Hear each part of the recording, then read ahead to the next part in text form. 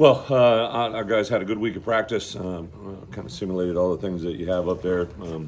The part that I really enjoyed of this group, the work ethic, their mentality, their focus, right? So, really challenged them on Sunday to put a good week of work in. They've done that. Health-wise, everybody's cleared. Everybody's good to go. Shouldn't be Aiden Lawford practice all week. There's somebody else. Who was it? Caleb. Oh, Caleb cleared. Yeah, Caleb practiced yesterday and today.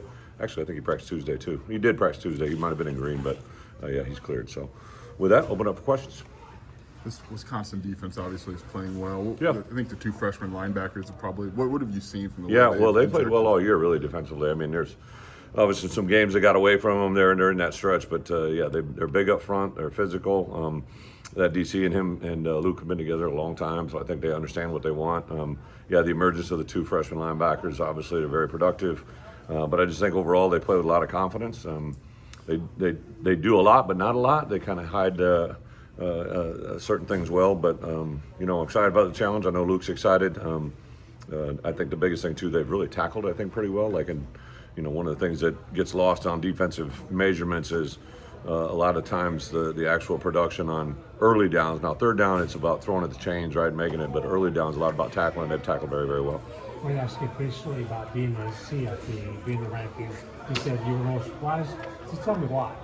I wasn't surprised. I was hoping to be ranked the week before. I just didn't know what was going to happen. I think there was some, I don't really follow that all that much, but I knew there was a change in when I saw Hunter pop on, right? Like I was never at Arkansas with Hunter, but I know who he is. And when he got named, obviously the guy, I knew there was going to be some deeper dialogue. And then also, just as they get further into it, they start researching, how teams lost and why. And I think that that was probably something that played into our favor, especially as teams keep winning. I don't know where USC is. I know they're up there.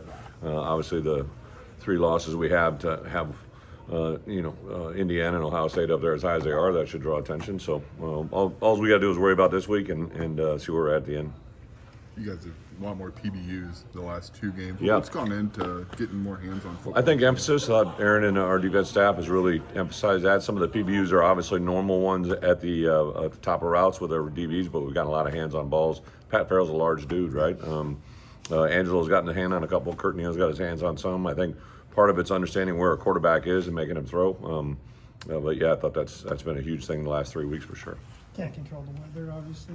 How's it affect the game plan going into a game like this? Well, actually, we've had a blessing. Some of my coaches, every day at 6:30 a.m. we start as a staff meeting. I usually tell them what the weather is today and what I expect it to be Saturday, wherever we're playing, right? And it's something I just believe really affects how kids. I don't want to be shocked on Saturdays, right? So I've all along, kind of what we have here is what we thought we were going to get there.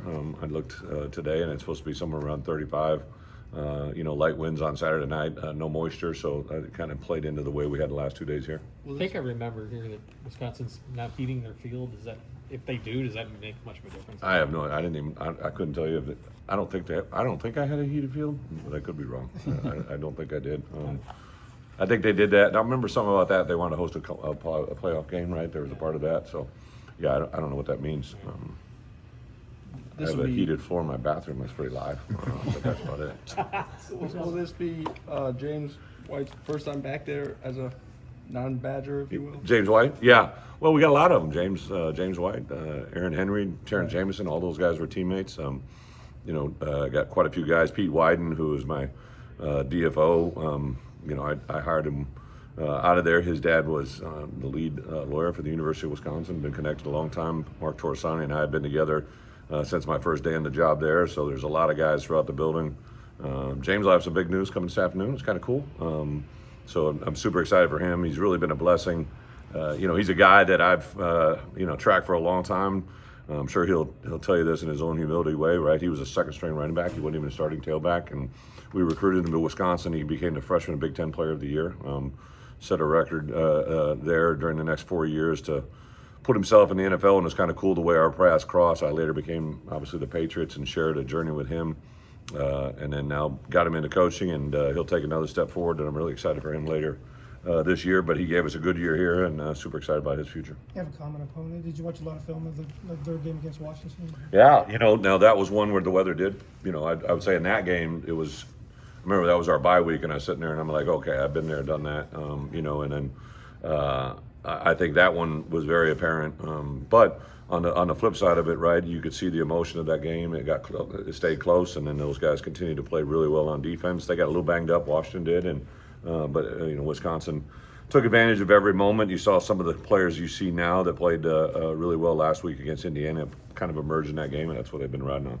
Brett, what have you seen from your defensive staff to galvanize Yep. that unit in the way they did after Seattle to put the two back? Well, I think the big thing was we kind of just sat down and assessed, hey, this is what our strengths are. This is make sure we got to do. Don't give them any free yards. I think they've done a really good job of limiting big plays. And then I thought last week, the scenario where we stalled out, they drove the ball all the way down the field, no matter what happened, and we made a stop, first and goal inside the 5. That's a really big deal. You can't quantify how big that is. And then also, just like it sounds a little bit, the opening series, they got a couple first downs, and then we stop them, and they get a field goal, even though obviously we don't want them to score points to stop that and make them, settle for a field goal. They got 2 field goals the first half. We got 2 touchdowns, and then we came out the second half and scored right away. To make it that score, and that has a really big effect on the game. Do you hear from Barry Alvarez or any old Wisconsin friends during this week, or do they kind of keep some distance? It's a little bit of everything. Coach and I talk quite a bit. Just the relationship we have, it doesn't really have. I know everybody wants to go to that narrative, but it really has nothing to do. It's just friends in my past, right?